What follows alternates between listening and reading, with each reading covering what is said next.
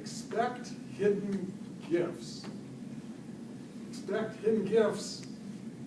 Theresa, Frassand.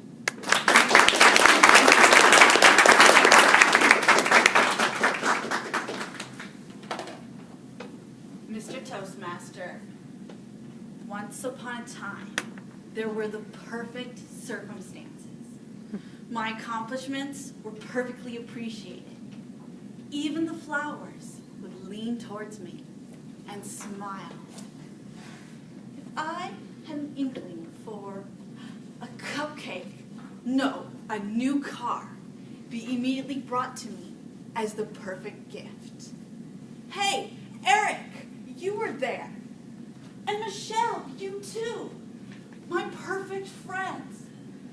And Ron, you were never jealous because you too had the perfect circumstances. All of us living happily ever always. Fellow Toastmasters, guests, I don't know about yours, but my circumstances ain't so nice. There isn't always gold in the hills that surround me. Often, it's just dry brush. I have many moments that are unfavorable and unchangeable. My flowers, they droop and frown. The good in my goodwill is not always seen. I know acutely what unfair feels like.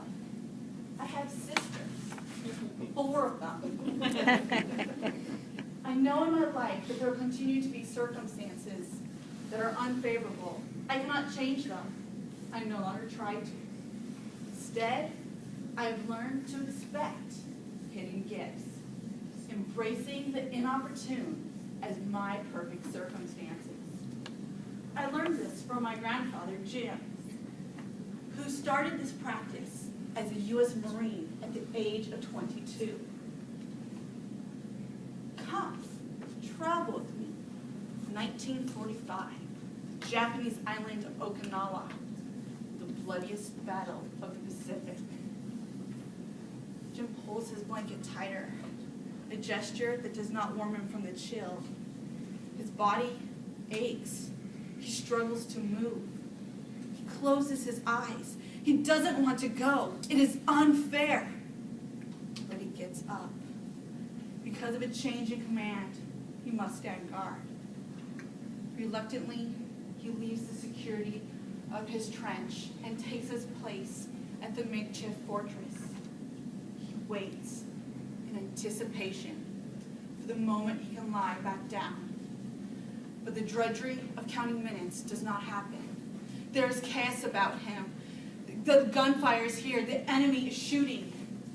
It is a long time before there is silence. There are so many dead.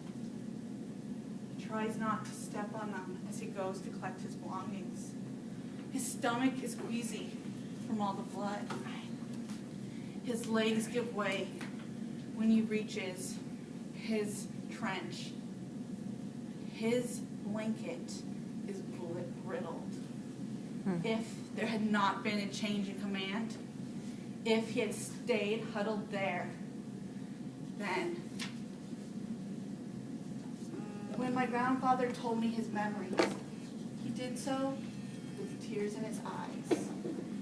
A simple change in circumstance saved him, without which he never would have made his home in California, met his wife, became a father, eventually my grandfather. His lack of rest, an inconvenient circumstance, held a hidden gift. It is a variable in my own existence, allowing me to stand before you. My grandfather loved to laugh, especially at his own jokes. But you don't want to know any of them. What I loved about my grandfather the most was he wasn't afraid to admit ignorance. Anytime he didn't know something, he took it as a perfect opportunity to go to the library and to deepen his understanding. As a jeweler, inventor, and engineer, he loved to solve puzzles and to explore new ways to excel. Now, unfortunately, at the age of 86, a trip to the hospital revealed that only 10% of his heart was working. The doctor told him to take it easy. He suffered a lot. It was hard for him to eat. There were many side effects to the pills he had to take. And he took many breathing breaks in between talking. I watched my grandfather close his eyes, resting in his temptation to die. His call to survival taunted him, though. So instead of dreaming, if only all of my heart worked, he embraced his situation. 10% of my heart is working. Getting out of bed saved him before. My grandfather got out of bed. He played golf. He sang in his church choir.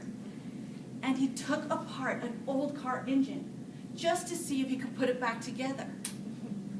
He lived 3 years longer than the doctor thought possible.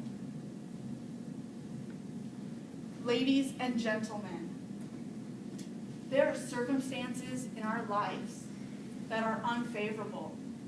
We cannot change them. Don't try to. Find the gifts hidden in them. My grandfather gave us an example of courage and hope. He showed us that when we struggle, we can do one of two things. We can close our eyes, resting in our pain, whining about what we think is unfair, wasting time, daydreaming. Or we can expect hidden gifts, exercising our 10% to its fullest, discovering from the bullet holes shot through our excuses that today is not our day to die. I embrace the inopportune as my perfect circumstances. This is how we live. Happily, ever, always. Mr. Toastmaster.